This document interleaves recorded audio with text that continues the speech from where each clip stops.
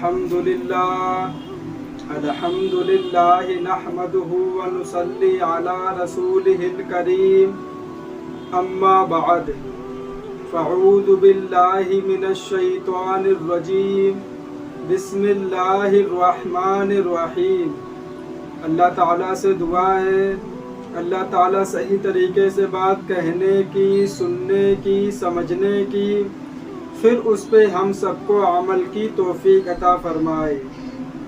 मैंने कल वीडियो बनाया था मुफ्ती साहब के बारे में, आज फिर उन्हीं के मुताल्लिक कुछ बात आपके सामने रखूँगा।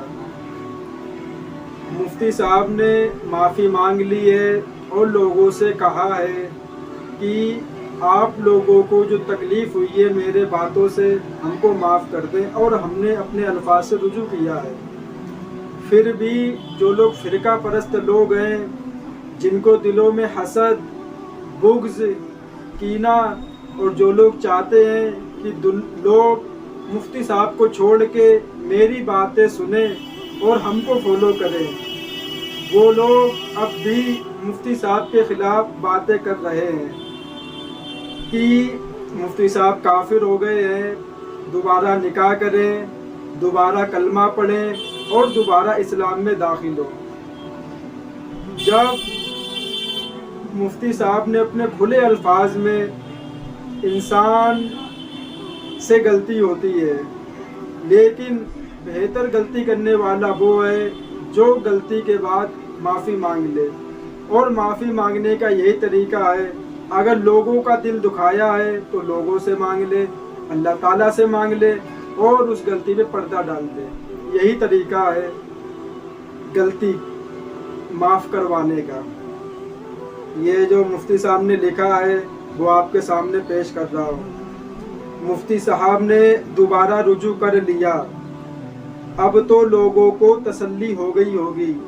अल्लाह ताला मुफ्ती साहब को अपने अमान में रखे और उनकी जान व माल की हिफाजत फरमाए, आमीन सुम्मा आमीन। दूसरी बात जो मुफ्ती साहब के मुताल्लिक है, और जितने भी हजरात देवबंदी मसलक से ताल्लुक़ रखते हैं उनके लिए, सूरज चमक रहा है, आप तमाम खिड़कियां दरवाजे बंद कर दें, एक अंधेरे कमरे में बैठे हुए हैं, फिर आप एक खिड़की खोल लेते हैं और एकदम से तमाम कमरा रोशन हो जाता है। आपके खिड़की खोलने से कमरे का अंधेरा तो दूर हो गया, लेकिन उस अमल से सूरज पर कोई फर्क नहीं पड़ा, कुछ भी तो नहीं। बातिल के भौंकने से उस पर कुछ फर्क नहीं पड़ने वाला, अल्हम्दुलिल्लाह। और वो आपके होने ना होने से भी बेनियाज और मुसलसल चमक रहा है। और उलमाए हक जिंदाबाद, सर बकर सर बुलंद, देवबंद देवबंद।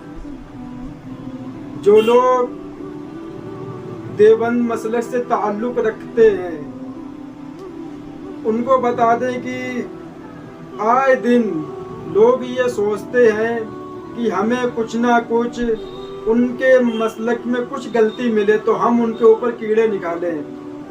मेरे भाई, पहले अपने गलेमान में झांक के देखो कि हमारी ज़िंदगी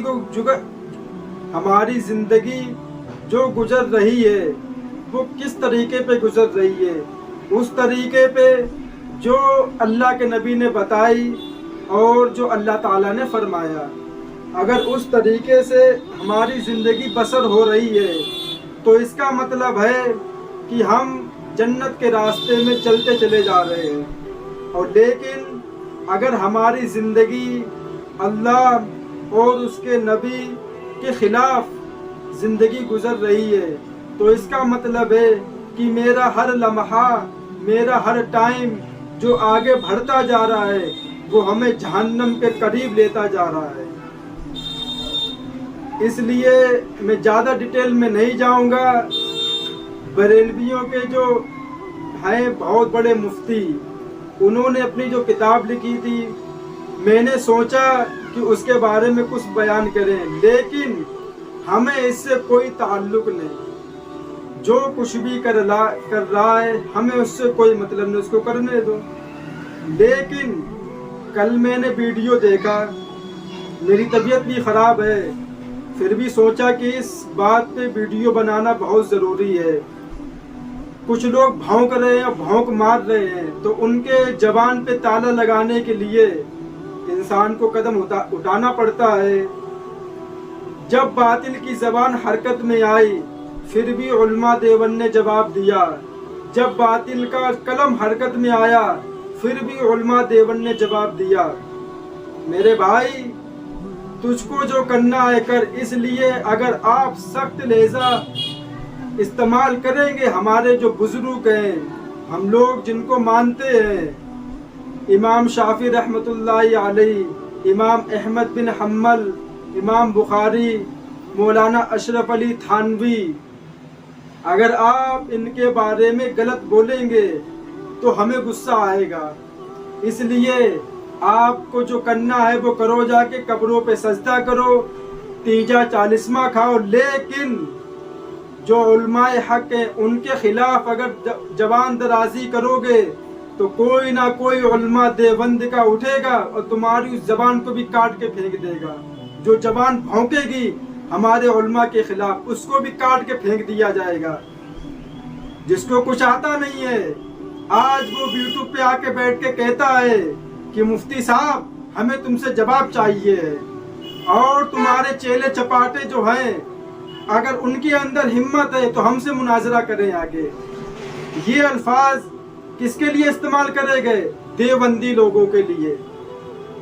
میرے بھائی، ابھی امام ابو حنیفہ کے روحانی بیٹے موجود ہیں، جس دن ان کا سیلاب آیا بھیگے رہ جاؤ گے، تم لوگ بھیگ جاؤ گے۔ جب تالاب کا طوفان آتا ہے تو وہ کچھ بھی نہیں دیکھتا، سب کو بھا لے جاتا ہے۔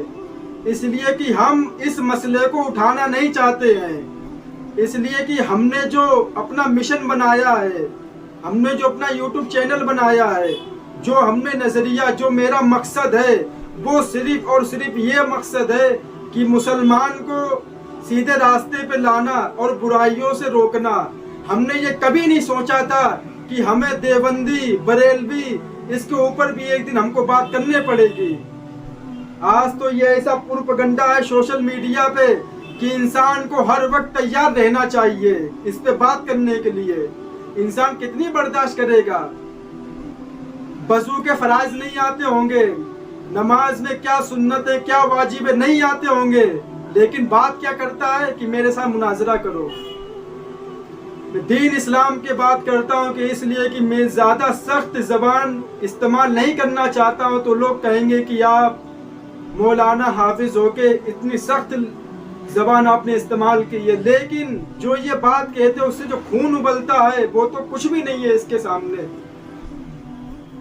لیکن انسان سوچتا ہے کہ وہ دور کے ہیں، وہ دوسرے ملک سے تعلق رکھتے ہیں، تو وہ یہاں آ کے میرا کچھ کر نہیں پائیں گے، تو جو منہ میں یا ان کے خلاف بک دو، وہ کہیں کے بھی ہوں۔ میرے بھائی، ان کے چاہنے والے یہاں بھی موجود ہیں، ان سے محبت کرنے والے یہاں بھی رہتے ہیں، وہ کہیں کا بھی ہو، کسی غیر ملک سے تعلق رکھتا یا کہیں کا بھی ہو، ہمیں اس سے کوئی واسطہ نہیں، صرف اور صرف اسلام کا واسطہ ہے۔ جو ہم کو اللہ نبی کی باتیں بتائے گا ہم اس کی باتیں سنیں گے، اور سننے میں گورنمنٹ کی طرف سے کوئی پابندی نہیں ہے۔ کوئی بھی انسان کسی کی باتیں سن سکتا ہے، چاہے وہ کہیں کا بھی رہنے والا ہو، اس پہ کوئی گورنمنٹ کی پابندی نہیں ہے۔ اور ایک مولانا جو یہی کا رہنے والا ہے، ایک بات تو ہے، جو مولانا اہل حق ہیں، جو انسان کو کسی شبہ میں نہیں ڈالتے ہیں کہ دیوبندی غلط، بریلوی غلط، وہ صرف اور صرف 2.2 بات کرتے ہیں کہ اللہ کے ساتھ کسی کو شریک نہ کرو، اللہ کی عبادت کرو اور محمد صلی اللہ علیہ وسلم کے طریقے پر زندگی گزار، انہیں اس سے کوئی مطلب نہیں۔ تو آپ نے دیکھا ہوگا جو حق بات کرے گا اس کی ویڈیو کوئی نہیں دیکھے گا، لیکن جو دیوبندی ایسا، اس کے پیچھے نماز پڑھنا حرام، اس سے نکاح کرنا حرام، اگر وہ مسجد میں داخل ہو جائے تو پوری مسجد کو دھلوایا جائے، یہ باتیں جو کرے گا تو لوگ کہتے ہیں واہ یہ ہے دیکھو دین کے رہنما، یہ ہے دیکھو جو ان کی پول کھول رہے ہیں۔ میرے بھائی تیرے جو یوٹیوب تیرے جو دیکھنے والے ہیں، کسی کو بھی نماز کا طریقہ نہیں آتا، یہ بات لکھ کے دے رہے ہیں، اس کو یہ بھی نہیں پتا ہوگا کہ اگر مسلمان سے کچھ گناہ ہو جائے تو کس کے پاس جانا چاہیے۔ ہمیں تو نہیں لگتا ہے تیرے جو ویورز ہیں 10 لاکھ جو لوگ تجھے دیکھتے ہیں، انہیں یہ بھی نہیں پتا ہوگا کہ اگر انسان سے گناہ ہو جائے تو وہ اس کو کیا کرنا چاہیے۔ وہ اگر اس سے پوچھیں گے تو معلوم کیا کہے گا، مزار پہ جاؤ اور جو بابا ہیں جو بھی ہیں ان سے کہو جا کے کہ میرا گناہ معاف کر دو، یا تو جو تعویذ گنڈے کا کام کرتے ان کے پاس چلے جاؤ۔ لیکن جو لوگ مفتی صاحب کو دیکھتے ہیں اور جو علماء حق ہیں ان کو دیکھتے ہیں، اگر آپ ان سے پوچھو گے کہ میرے بھائی ہم نے شراب پی، ہم سے گناہ ہوا ہے، تو کیا طریقہ ہے گناہ معاف کروانے کا، وہ آپ کو یہ نہیں بولے گا کہ یہ کرو وہ کرو، 2.2 بات بالکل آپ کے سامنے رکھے گا۔ آپ جاؤ، اگر ناپاک ہو تو غسل کرو، اگر پاک ہو وضو کرو، جا نماز بچھاؤ، نماز پڑھو، اس کے بعد اللہ تعالیٰ کے سامنے ہاتھ اٹھا کے بولو اللہ ہم سے غلطی ہو گئی، ہم انسان ہیں، شیطان ہم کو بھڑکا دیتا ہے، ہم سے گناہ ہو جاتا ہے، تو غفور الرحیم ہے، تو معاف کرنے والا ہے، اور تیرے سوا دنیا کے اندر کوئی ایسا نہیں ہے جو انسان کے گناہ کو معاف کر سکے۔ اتنا بولنے کے بعد اگر آپ کے دل میں یہ ایمان ہے کہ اللہ معاف کرنے والا ہے تو آپ کا گناہ سمجھو معاف ہو گیا۔ ایمان بھی دل میں رکھنا پڑے گا، یہ نہیں اب توبہ بھی کر لی، توبہ کر لی، نماز پڑھی توبہ کر لی، اب دماغ میں کیا آ رہا ہے پتہ نہیں اللہ نے معاف کرا کہ نہیں معاف کرا، ہم نے تو اتنا بڑا گناہ کرا، ہو سکتا ہے پتہ نہیں اللہ نے معاف بھی کرا ہوگا کہ نہیں معاف کرا ہوگا۔ اب اللہ تعالیٰ کہے گا کہ نہیں اب معاف نہیں ہوگا۔ جب تمہیں شک ہے کہ ہم معاف کر سکتے کہ نہیں کر سکتے ہیں تو ہم کیوں معاف کریں۔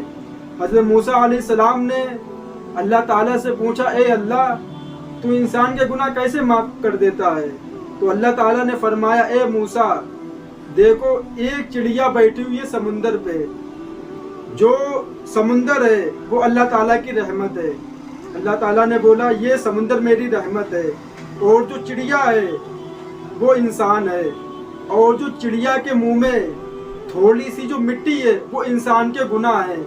اے میرے پیارے موسیٰ اگر وہ تھوڑی سی مٹی اس سمندر میں گر جائے تو تم یہ بتاؤ کہ سمندر میں کچھ فرق پڑے گا۔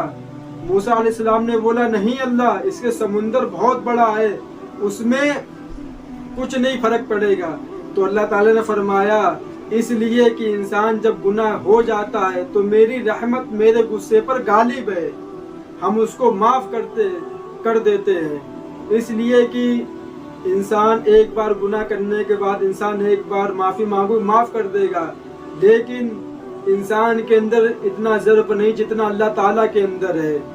کتنا بڑا گنہگار ہو اللہ تعالیٰ کے سامنے جائے گا اللہ اس کو معاف کر دے گا۔ ہم نے آج تک کبھی بھی جو بھی ہم نے جو باتیں کری ہم تو بس یہی بولتے آ رہے شروع سے، نماز پڑھو نماز پڑھو نماز پڑھو، نبی کے طریقے پر زندگی گزارو، اللہ کی مان کر زندگی گزارو۔ میری ویڈیو موجود ہے یوٹیوب پہ آپ دیکھ سکتے ہو، ہم نے کسی بھی ویڈیو میں کسی بھی مسلک کے بارے میں ہم نے کچھ بھی نہیں بولا، ہمیں نہیں مطلب ہے ان چیزوں میں۔